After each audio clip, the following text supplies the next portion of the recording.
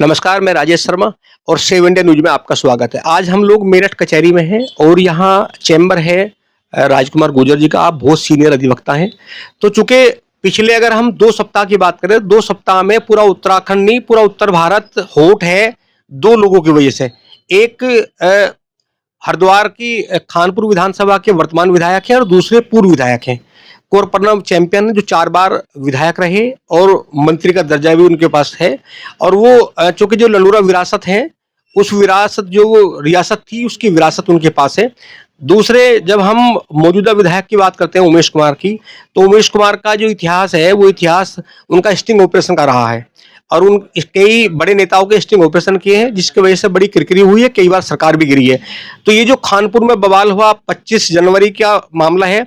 25 जनवरी को कुंवर प्रणव चैंपियन एक social media पर लिखते हैं और मौजूदा विधायक की मां के खिलाफ कुछ उसमें लिखते हैं अमर्यादित भाषा में और वो वायरल कर देते हैं। इसी पे 25 जनवरी की शाम को मौजूदा विधायक तमाम संविधान को तार-तार करते हुए वो कुंवर चैंपियन के घर पहुंचते हैं और वहां जाकर अभद्र भाषा में बात करते हैं।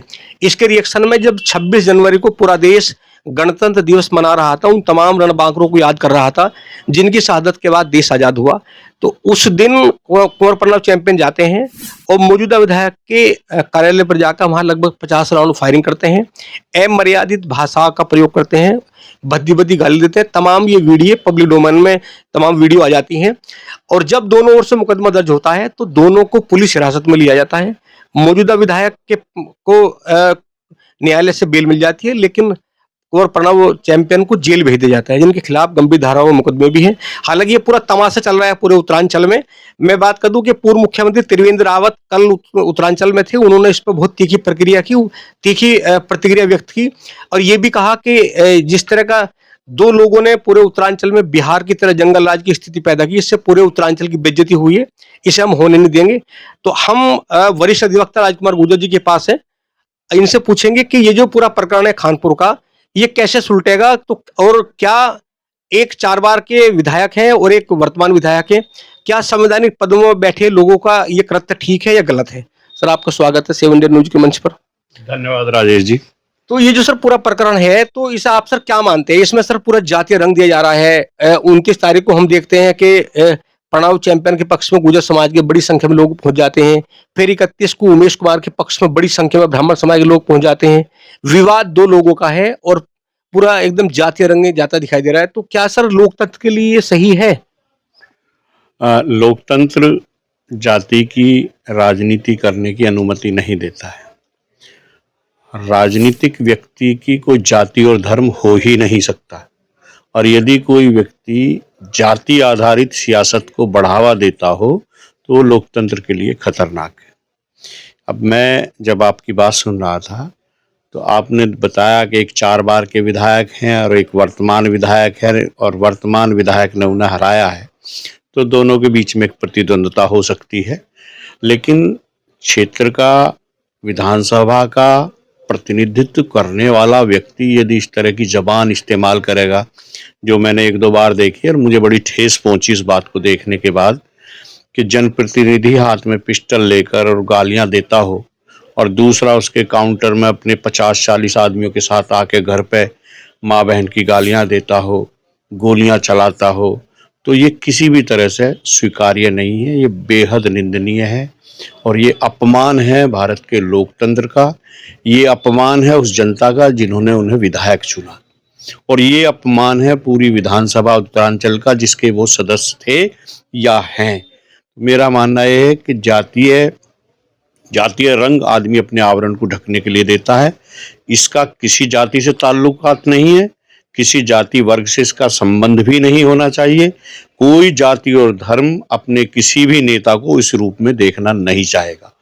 दोनों का कृत्य निंदनीय है और दोनों का कृत्य किसी भी ऐसी कार्रवाई के लिए जाना चाहिए ताकि भविष्य में इस तरह के जनप्रतिनिधि इस तरह का कोई काम ना करें। सर, ये माना जाता है, जब हम अब से 2 दशक पहले की बात करते हैं, तो जब इस तरह के विवाद होते थे तो समाज के कुछ बड़े लोग निकलते थे और वो समाधान की बात करते थे। ऐसे में दोनों ओर से जातियों के कोई लोग नहीं निकले।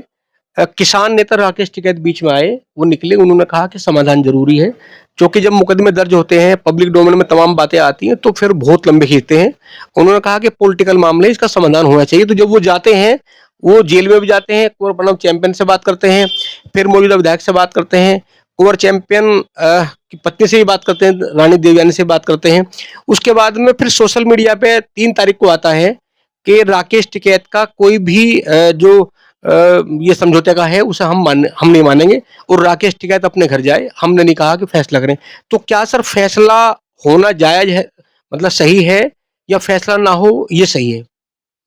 नहीं, हर चीज का समाधान फैसला ही है। अल्टीमेटली कोर्ट भी फैसला ही सुनाती है।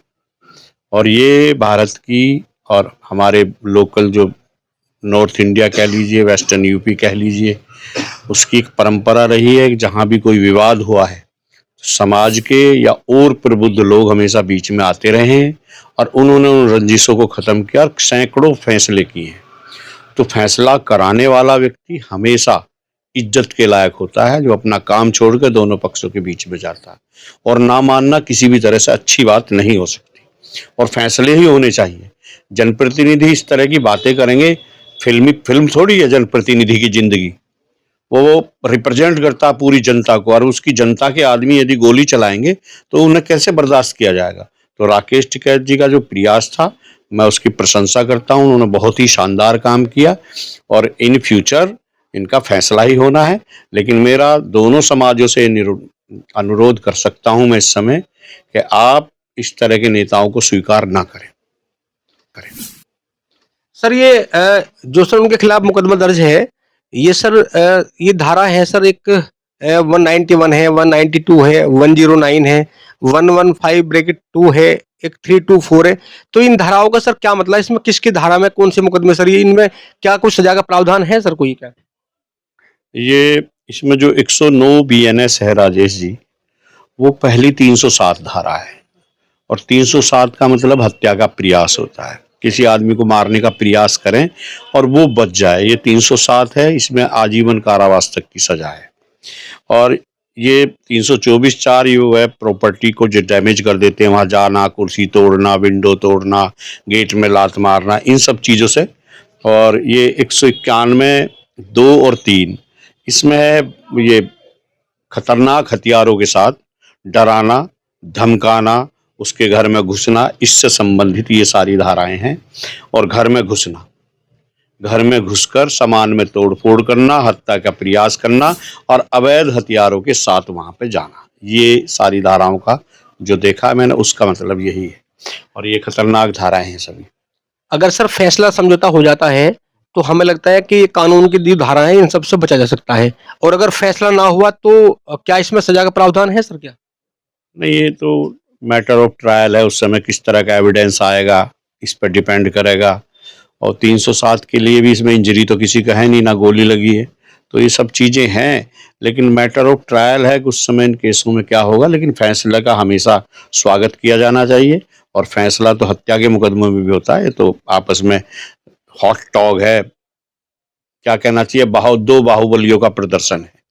जो सर ये दोनों के पक्ष में उनकी जातियों के लोग खड़े हुए हैं, तो आप क्या कहना चाहोगे कि उन्हें इनके ऊपर छोड़ देना चाहिए, या समस्या के समाधान का प्रयास करना चाहिए?